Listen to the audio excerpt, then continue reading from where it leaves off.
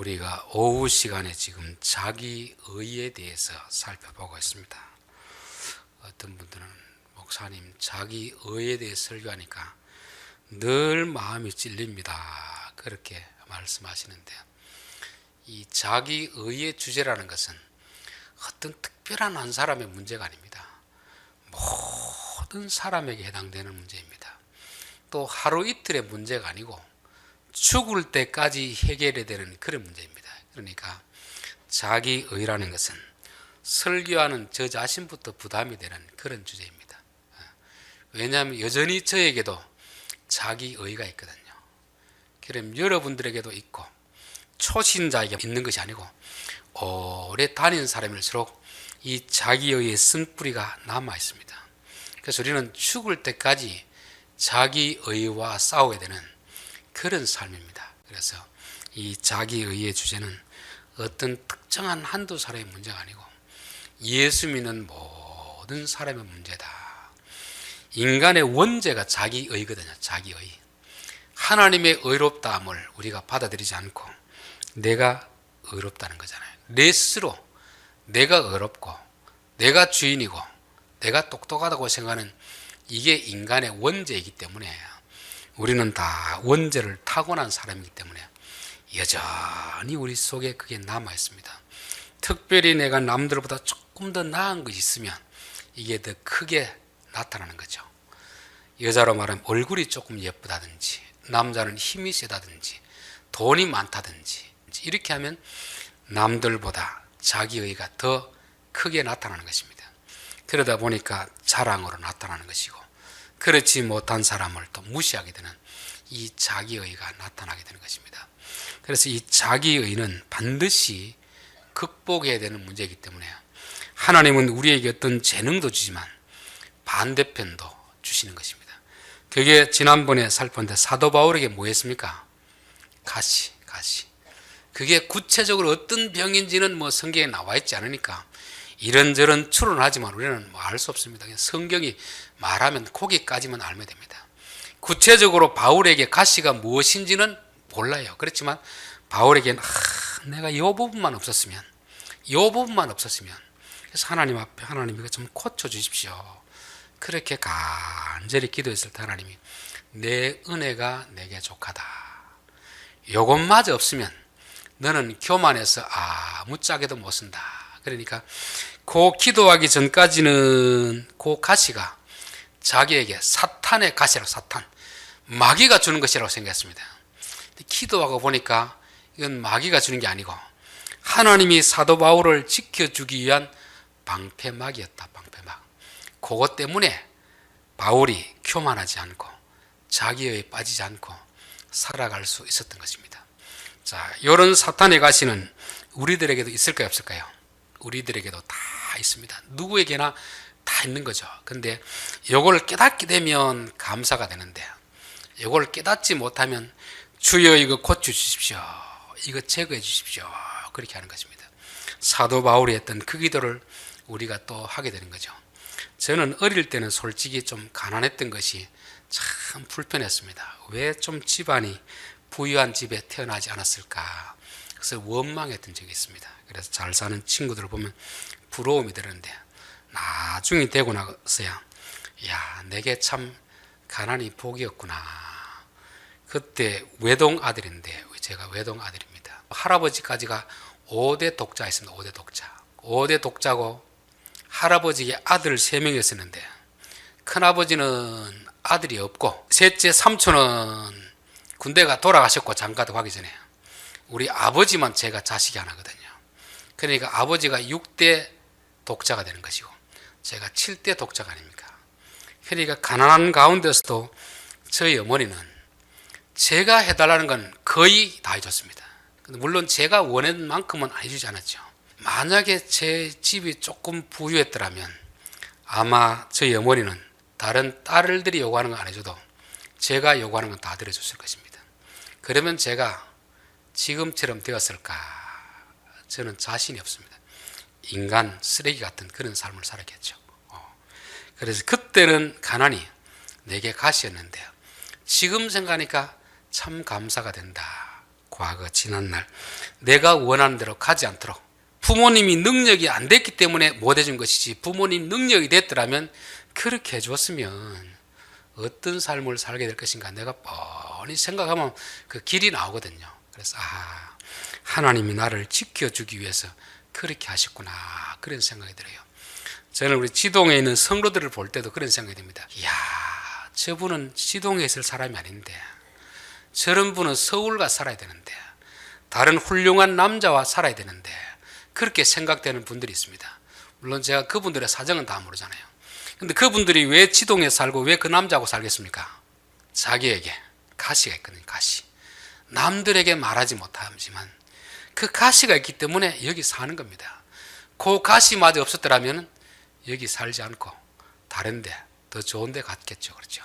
하나님께서 여기 살도록 하기 위해서 그런 가시를 두셨습니다. 이것은 뭐 저뿐 아니고 우리 모든 성도들에게도 그런 점이 있습니다. 그런 점에서 내게 가시가 무엇인가, 그 가시를 원망하지 말고 열등감으로 느끼지 말고 하나님이 나를 지켜주는 선물이었구나, 그렇게 생각하면 될 줄 압니다. 여자분들도 내 눈만 조금 컸더라면, 키만 좀 컸더라면, 내가 조금 더 좋은 대학에 갔더라면, 그게 어떻게 보면 내 평생 열등감에도 상처가 될 수 있는데 그거는 열등감도 아니고 상처도 아닙니다. 하나님이 우리를 교만하지 못하도록 그렇게 안전 방패로 두신 것입니다. 그래서 사도 바울은 그전에는 사탄의 가시라고 저주를 했었는데 기도하고 깨닫고 나서는 하나님이 내게 주신 축복의 선물이구나, 나로 하여금 교만하지 않고 자기의에 빠지지 않고 하나님의 은혜 안에 머물게 하려는 하나님의 안전막이었다, 그렇게 깨달았던 것입니다. 그래서 저는 성도들이 가장 예수 믿고 고침받아야 될 것이 바로 이것입니다. 가시라고 생각하는 그 부분이 가시가 아니고 하나님의 축복의 도구였다. 그게 사람마다는 다 다릅니다. 지난날 가정 형편일 수도 있고 학력일 수도 있고 외모일 수도 있고 집안 환경일 수도 있고 여러 가지가 있는데, 사실 하나님이 다 알고 보면 우리를 지켜주기 위해서 주신 것이다. 이게 하나님이 자기 의를 우리로 하여금 막아내는 은혜라는 것을 우리가 지난번에 살펴보았습니다. 자, 오늘은 누가복음 22장 31절. 시몬아 시몬아 보라, 사탄이 너를 밀가부르듯 하려고 요구하였으나 그러나 내가 너를 위하여 내 믿음이 떨어지지 않기를 기도하였노니 너는 돌이킨 후에 내 형제를 굳게 하라, 이렇게 되었습니다. 시몬은 오늘 이 시대의 사람들과 비교는 할 수 없지만 그래도 갈릴리 지역에서는 조금 큰 소리를 쳤던 것 같습니다. 뭐 덩치가 컸는지 적은지 몰라도, 부자인지 가난한지는 몰라도, 그래도 그 모인 무리 중에서는 아마 지도자급, 큰 소리 치는 말빨 좀 있는 그런 사람이 베드로였습니다. 그러다 보니까 큰 소리 치면 다른 제자들이 다 베드로를 따라다녔던 것이죠. 그런데 큰 소리 치니까 얼마나 자기 스스로 교만한 마음이 있었겠습니까? 그럴 때 예수님이 시몬아 시몬아, 사탄이 너를 밀가부르듯 하려고 요구하고 있다. 그러나 내가 너를 위하여 내 믿음이 땅에 떨어지지 않기를 기도하였노니 너는 돌이킨 후에 내 형제를 굳게 하라. 시몬은 몰랐지만 예수님이 뭘 알았습니까? 사단이 너를 밀가부르듯 가지고 놀 것이다. 그러니까 까불지 말고 정신 좀 차려라, 정신. 내가 너를 위해서 기도해 주겠다, 그렇게 했습니다. 자, 베드로는 몰랐지만 사단이 지금 어떻게 할 것을 예수님 알았으면 그 시험에서 건져줘야 됩니까? 기도만 해야 됩니까? 그 시험에 들지 않도록 해야 되잖아요. 근데 뻔히 알면서도 그 시험에서 통과시켜 주진 않겠다는 것입니다. 그 시험을 잘 극복할 수 있도록 기도해 주겠다, 기도. 시험은 그냥 건너뛰는 게 아니고 거쳐가야 된다, 거쳐가면서 그 시험에 빠지지 않고 그 시험을 이길 수 있도록 내가 기도하겠다는 것입니다. 우리가 주기도문 보면은 우리를 시험에 들게 하지 마옵소서, 이렇게 되잖아요. 이게 한글 번역으로 보면 하나님 나 시험 치르기 싫습니다, 통과시켜 주십시오, 이렇게 생각할 수 있는데 그거는 안 됩니다. 그거는 하나님이 하시는 게 아닙니다. 하나님이 시험하시는 분이거든요. 마귀도 시험하고 하나님도 시험하시는 분이거든요. 하나님은 시험에 빠져들지 않게 빠져들지 않게. 그 시험은 있습니다. 우리 역대상에도 그렇고 사무엘하 24장에도 인구조사가 나지, 인구조사 그랬죠. 한 곳에서는 하나님이 격동하사 다윗을 시험하시느라 되어 있고, 다른 곳에서는 사탄이 시험하사 되어 있잖아요. 우리는 이게 사탄이 했다는 말인가 하나님이 했단 말인가 고민이 되잖아요. 그래서 어느 쪽을 선택할 것인가 고민하는데 고민할 거 없습니다. 하나의 시험 속에 하나님의 의도도 담겨 있고 사단의 의도도 담겨 있습니다. 그래서 누가 우리를 시험하느냐가 중요한 게 아니고 이 시험을 왜 하는가를 왜 하나님은 왜 하겠습니까? 그 시험을 통과해서 믿음이 자라게 하는 것이죠. 또 시험 앞에 서면서 우리의 실체를 알게 하시는 것입니다. 근데 사단은 그 시험을 통해서 우리를 넘어뜨리려고 하는 거잖아요. 그래서 누가 하느냐보다 더 중요한 것은 왜 하느냐, 왜. 하나님은 왜 우리를 시험하실까? 마귀는 왜 우리를 시험하실까? 그 동기, 의도를 알아야 우리가 그 시험을 통과할 수 있게 된 것입니다. 그래서 예수님이 시험이 있다. 너 얼마 있지 않으면 마귀가 너를 밀가부르듯이 그렇게 시험할 것이다. 내가 너를 그 시험에서 통과시켜주는 게 아니고 너를 위해서 기도할 테니까 너는 정신 바짝 차리고 그 시험을 잘 통과하라. 이렇게 말씀하고 있습니다. 그러니까 시험을 없애달라고 하는 기도는 이거는 성경이 우리에게 요구하는 기도가 아닙니다. 시험이 찾아올 때 하나님은 이 시험을 통해서 무엇을 테스트하기를 원하는가? 사단은 이 시험을 통해서 우리에게 뭘 하기를 원하는가? 그 의도를 정확하게 파악하고 통과시키기를 원하는 거죠.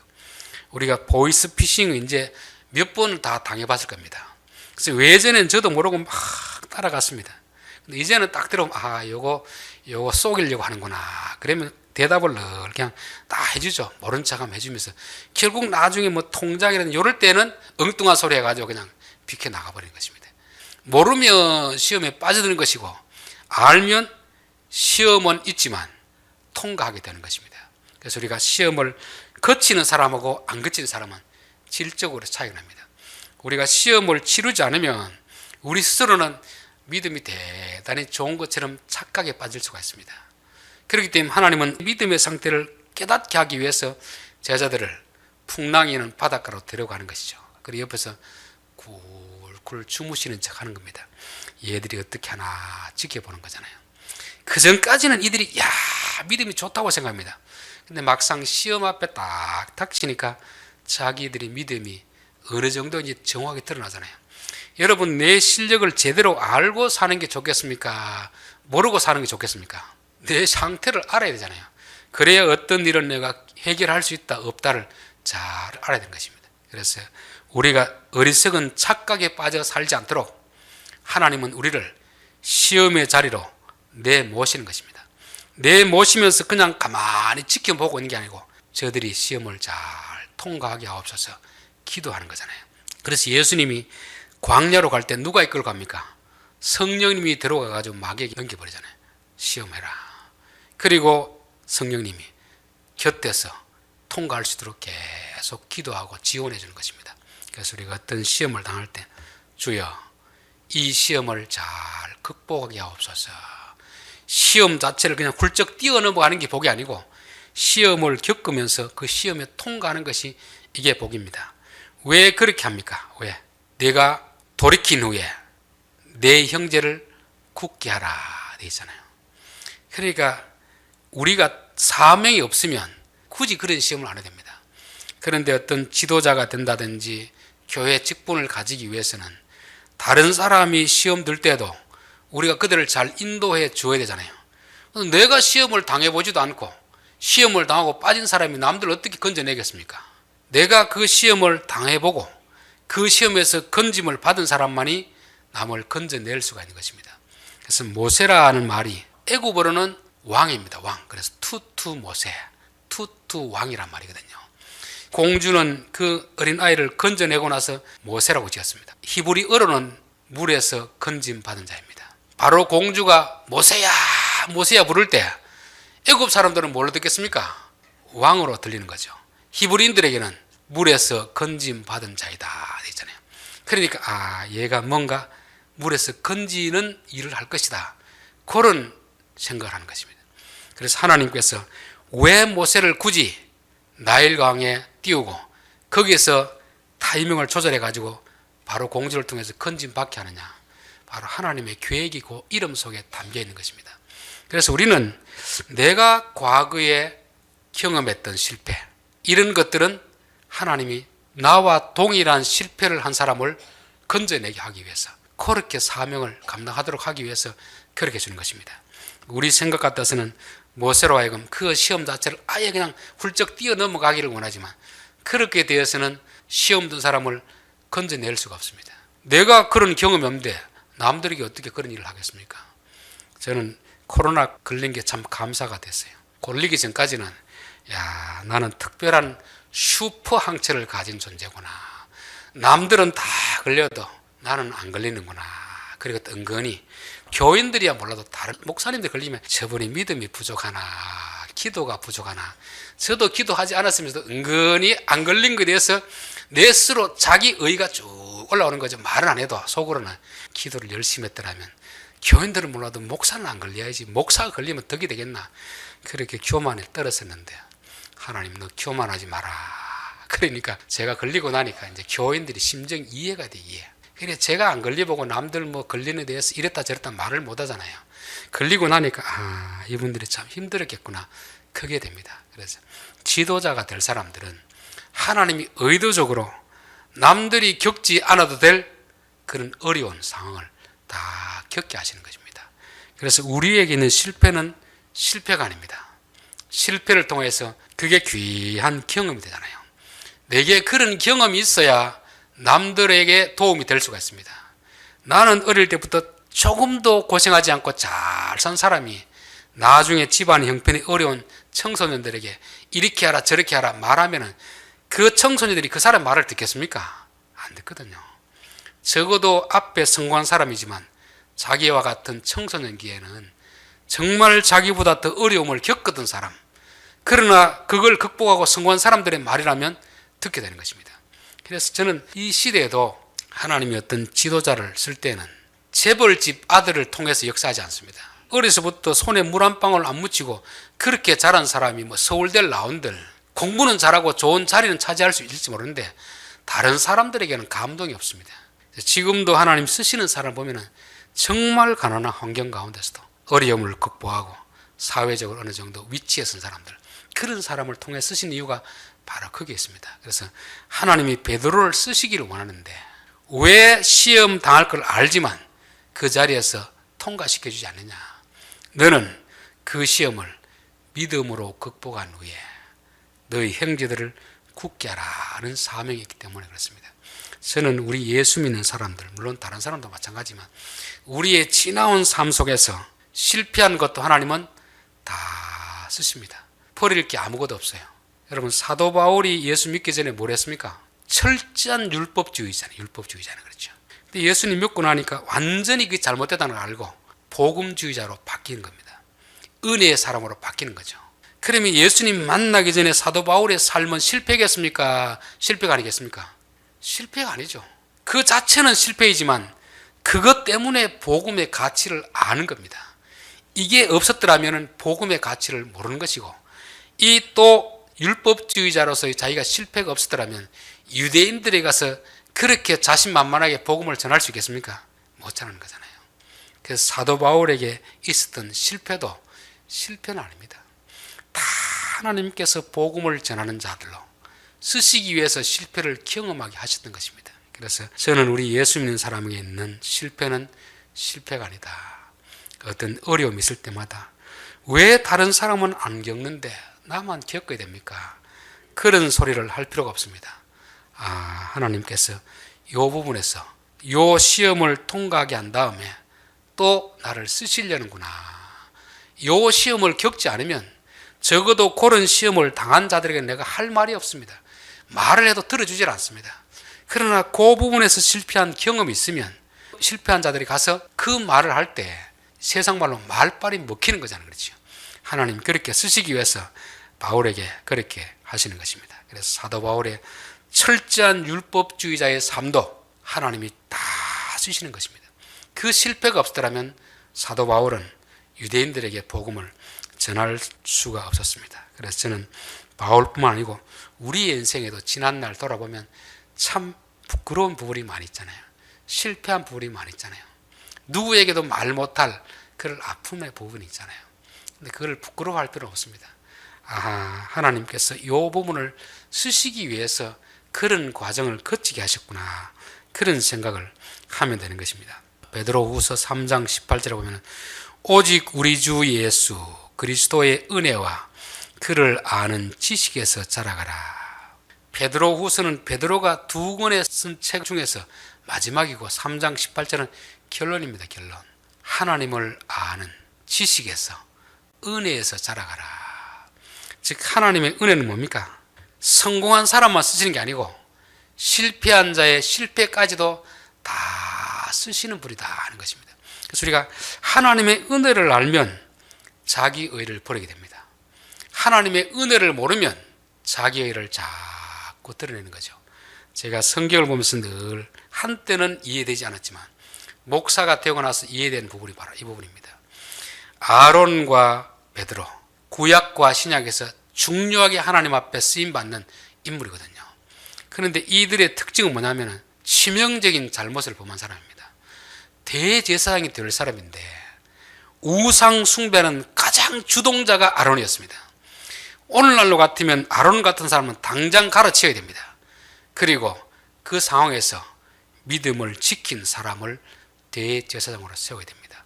베드로도 큰 소리 뻥뻥 친 사람 아닙니까? 그런데 가룟 유다만큼은 아닐지라도 배신한 자입니다. 그런 사람 같으면 당장 어떻게 해야 됩니까? 교체를 시켜야 됩니다. 그런데 예수님은 그 부분에 대해서 한마디도 말씀 안 합니다. 그리고 나서 너나 사랑하느냐, 너나 사랑하느냐. 왜 실패한 자들에게 사명을 맡길까? 세상 같으면 실패했으면 다시 2번의 기회를 주지 않습니다. 바로 잘라버리고 믿음을 지킨 정말 좋은 사람을 세울 텐데 하나님은 오히려 아론 같은 사람, 베드로 같은 사람을 세운 이유는 바로 하나님의 은혜를 경험했기 때문에 그렇습니다. 하나님의 은혜는 우리의 노력으로 얻어지는 게 아니잖아요. 내가 실패했지만, 설 자격이 없지만 하나님이 사랑으로 세워주시는 것입니다. 왜 그렇게 하겠습니까? 성도들이 그런 잘못을 했을 때 정죄하지 말고, 베드로가, 아론이 하나님의 은혜를 받고 하나님의 제자가 되었듯이 너희들도 그렇게 하라, 그거 가르쳐주기 위해서 한 것이잖아요. 그래서 저는 교회 지도자들은 어릴 때부터 사무엘처럼 너무 신앙생활을 잘하는 사람도 필요하다고 봅니다. 그러나 베드로처럼, 아론처럼 오히려 과거에는 실패했고 예수님을 대적했지만 하나님의 은혜를 경험한 사람들, 그런 사람이 오히려 더 필요하지 않을까. 물론 사무엘 같은 사람도 필요합니다.